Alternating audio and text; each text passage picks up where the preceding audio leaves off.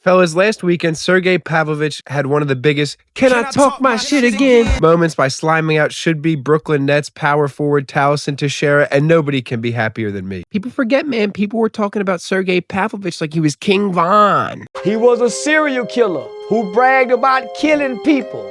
And for about 6 fights at heavyweight, he truly was King Von. This dude was a certified torta pounder. If you were over 206 pounds, Sergei Pavlovich was coming for that neck. Hey, yo, pause. That's it. Cut that out. And it was easy for him to do. He has an iron golem build, got a fridge for a body, and he has LeBron James's arms. He's got an 84-inch reach, which I believe is the highest in the UFC. And he's got good power. It's not like ridiculous one-shot KO power, but he'd land combos and put you out that way, which I think is honestly more impressive. He's a very good boxer. He reminds me a lot of Ivan Drago from Rocky IV. Remember that guy? You know that guy? He was terrifying for a good run. Then he lost it a little bit after running into Tom Aspinall. Have you ever been fingered by an MMA fighter? What would it take? But before he could knock blobs out in the UFC, he had to knock out his local alcoholic blobs who probably had a little bit of TRT in their system. He has 10 KOs on the regional scene. This dude is fucking nuts. All these names are fucking nuts. Ahmed Sahik Galagayev.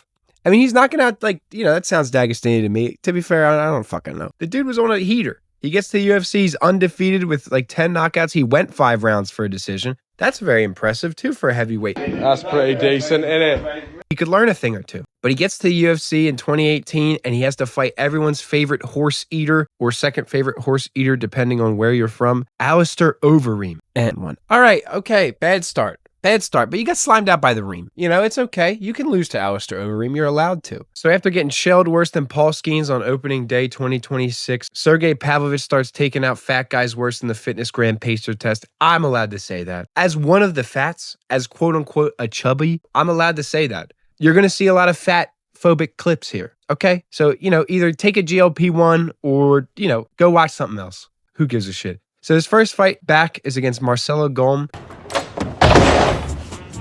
Fuck are you? Him out in 66 seconds. Then he fights Maurice Green, 11-9. You flipped that around. That's 9-11. That's 9/11. Yeah, don't laugh at 9/11 again. knocks him out in 2 minutes. We're so back. He's knocking people out how he should knock them out. You know what I mean? Like this is how it should go. Then he knocks out some Ruski just for like old time's sake. Shamil Abdurakhimov. All right, we just got to rip that Band-Aid off. Knocks him out in 4 minutes. That's not as bad. Like, that's not a bad guy to KO like that, you know? But he went out on a 4-fight losing streak in the UFC, so like, who cares? Then we get his first high-profile fight against Derek Lewis. It's hot. Now my balls are smooth. Using fucking Manscaped. Yeah, you know, I'm trying to ground and pound my wife. Trump said, I gotta get fucking chinned by this Russian motherfucker. They're talking bad about him on the news. Yeah, Derek Lewis gets KO'd in 55 seconds. The stoppage is a bit weird, if I recall correctly. It's after 40 seconds. He Bob Satmaxes and just kind of goes out if it gets tough, so whatever. Brother, who is this? Dostoevsky, Pushkin, Soviet Union, Gorbachev.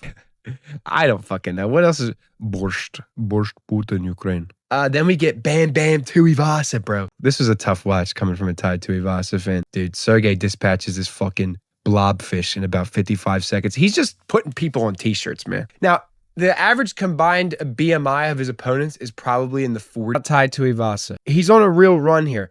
Ranked Thai Tuivasa. Thai Tuivasa, ranked.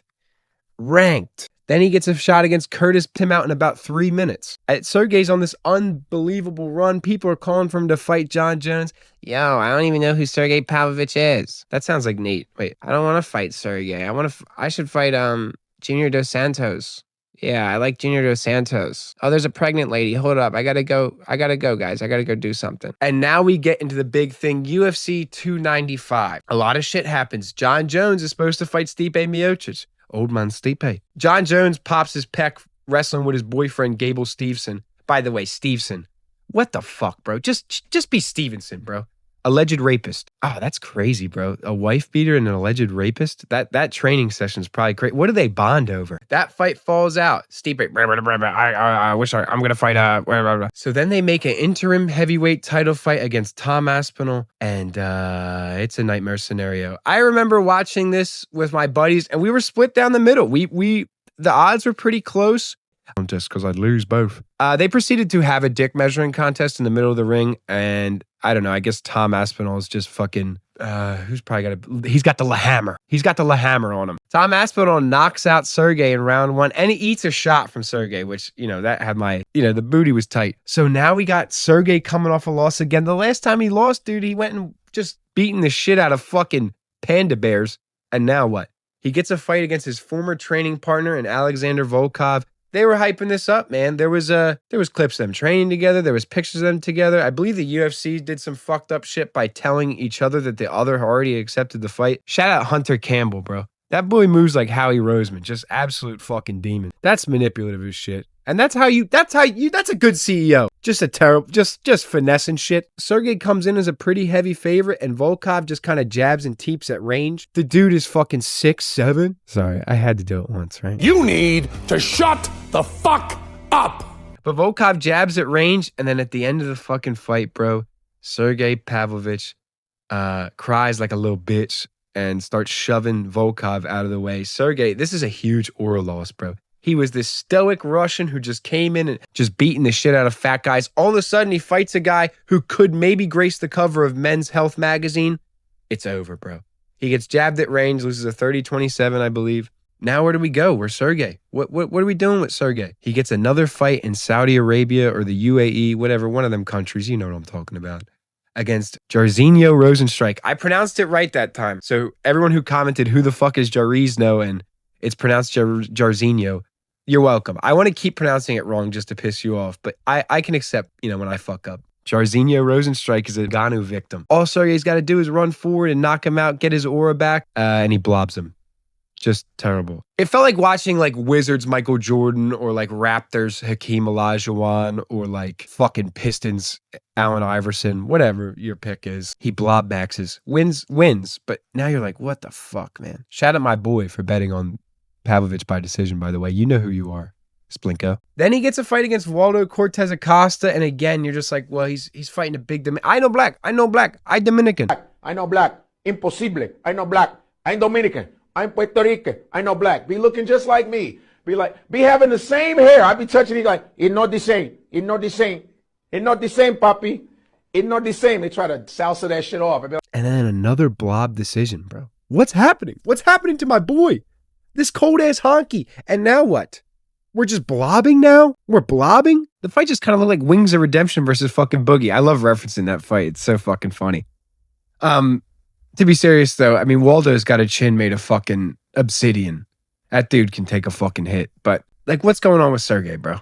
We need a round 1 knockout. But after that, 2 30-27 decisions of just blob maxing, and you're just like, what the fuck? Now, last weekend comes into play. He's fighting Towson Teixeira. He's 6'8". We're like, whoa. Towson Teixeira, it's a tall guy. Sergei didn't do too good against Volkov, and this guy's a little taller. Somehow fucking Sergei has a longer reach than him, which is unbelievable. And they get in there, man. Sergei puts the fucking beats on Towson Teixeira. Thank the fucking Lord. Enough.